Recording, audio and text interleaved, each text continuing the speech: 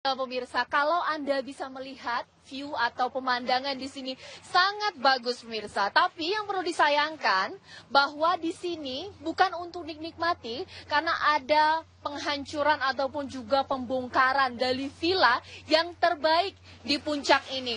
Ini villa yang cukup besar, 4 lantai, 1000 meter luas bangunan, 2,1 hektar luas tanah. Dibangun di lahan yang memang bukan seharusnya dijadikan bangunan villa ataupun bangunan liar. Ini tidak memiliki izin mendirikan bangunan tentu saja karena lahan ini sebenarnya merupakan lahan yang dijadikan fungsi sebagai lahan hutan lindung ataupun resapan air. Meskipun memang banjir di Jakarta banyak faktor penyebabnya.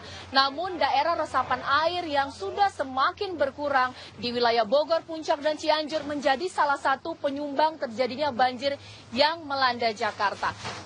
Dari tadi pembongkaran sudah dilakukan sejak pagi hari namun belum bisa merobohkan hampir keseluruhan dari bangunan ini.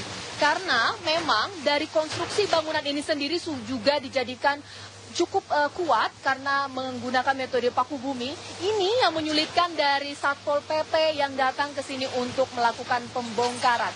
Nanti kami akan membahas mengenai pembongkaran villa yang saat ini telah menyita perhatian publik bahwa daerah Puncak memang bukan seharusnya dijadikan tempat untuk villa dan bangunan-bangunan liar. Tapi sebelumnya kita akan menuju ke Dewi Budianti yang ada di studio. Silakan Dewi. Iya, Caca, nanti kita akan kembali lagi ke Anda di Puncak Bogor, Jawa Barat, juga mendengar perbincangannya dengan beberapa narasumber yang berada di sana terkait bagaimana proses pembongkaran villa yang berlangsung hari ini sebagai salah satu upaya untuk mengantisipasi penanggulangan bencana banjir, karena saat ini sudah mulai memasuki musim penghujan.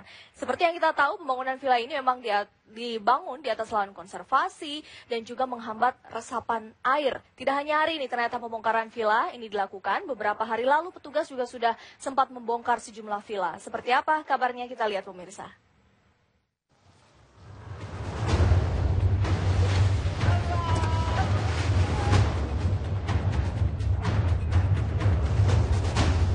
Ratusan villa liar di kawasan Puncak Cisarua, Bogor, Jawa Barat mulai digusur. Kebanyakan bangunan-bangunan tersebut dibangun di atas tanah konservasi dan daerah resapan air. Wanita ini hanya bisa menangis. Bangunan villanya dirobohkan oleh aparat Satpol PP Kabupaten Bogor. Warga sekitar pun berusaha menenangkan wanita tersebut ke tempat lain di Kampung Sukatani, Kecamatan Cisarua, Kabupaten Bogor. Bangunan villa yang dianggap liar ini adalah satu dari ratusan bangunan liar lainnya yang berada di wilayah Puncak. Selain itu, sebanyak 10 bangunan liar lainnya yang berada di Desa Tugu Utara tidak luput dari sasaran Pol PP. Pemerintah Kabupaten Bogor menilai 51 bangunan liar yang ada di Kecamatan Cisarua dan Kecamatan Megamendung ilegal alias liar. Pasalnya bangunan-bangunan permanen tersebut berdiri di atas kawasan hutan lindung dan daerah resapan air. Ditambah lagi ratusan bangunan liar yang nantinya akan dibongkar pada tahap kedua dituding tidak mengantongi izin mendirikan bangunan. Pembongkaran bangunan villa dan sejenisnya di atas lahan PTPN di kawasan Puncak dilakukan dengan 3 tahap.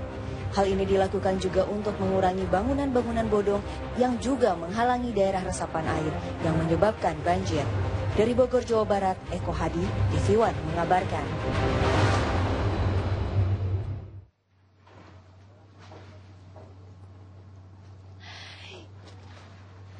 Iya pemirsa, pemandangan yang sempurna, villa yang cukup bagus, ternyata sudah tidak bisa lagi kita nikmati karena memang bangunan ini sudah hampir 50% dihancurkan oleh ada beko di sini. Karena tidak hanya ini, ada banyak sekali atau kira-kira 40-an villa yang rencananya akan dibongkar karena sudah tidak memiliki izin mendirikan bangunan atau IMB.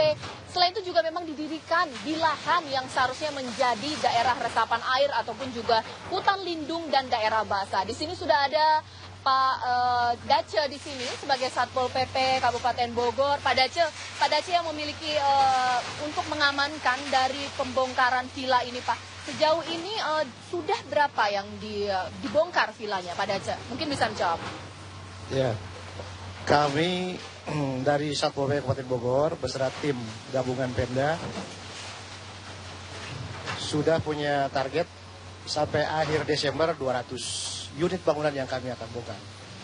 Namun ini hari yang kedua kami lakukan pembongkaran.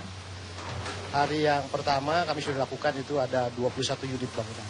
Oke, berarti sudah 21 yang Unit dilakukan. bangunan. Kemudian hari ini dengan 16 pemilik bangunan, kita target ada 41 unit bangunan. Dan bangunan yang sekarang kita bongkar memang ini villa-villa yang cukup megah.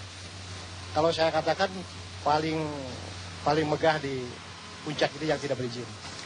Sehingga dari pagi kita ini satu villa belum selesai bongkar. Pak Dace, Bapak tahu nggak sih ini pemiliknya siapa gitu? Ya kalau berdasarkan data yang ada di kita itu namanya Parlindungan Siregar. Parlindungan Siregar. Orang penduduk Jakarta. Oke, Pak Dace, dari konstruksi bangunan yang memang cukup besar dan cukup megah, kesulitan apa yang dihadapi oleh Pol PP dalam melakukan pembongkaran?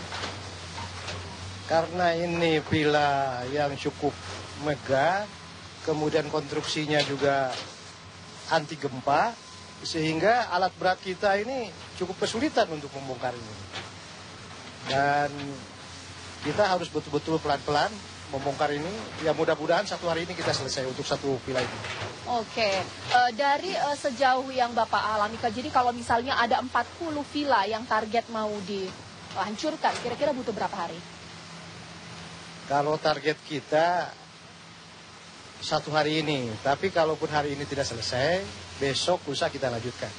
Sehingga kita ini ke depan sampai akhir Desember ini setiap hari kerja kita lakukan penertiban. Baik Pak Dace, berarti proses pembongkaran ini masih terus berlangsung. Pak Dace, dari saya lihat sepandangan mata saya, untuk menjangkau daerah ini saja sudah sulit. Apakah masalah kontur dari tanah ini sendiri menjadi halangan tersendiri untuk melakukan pembongkaran villa-villa?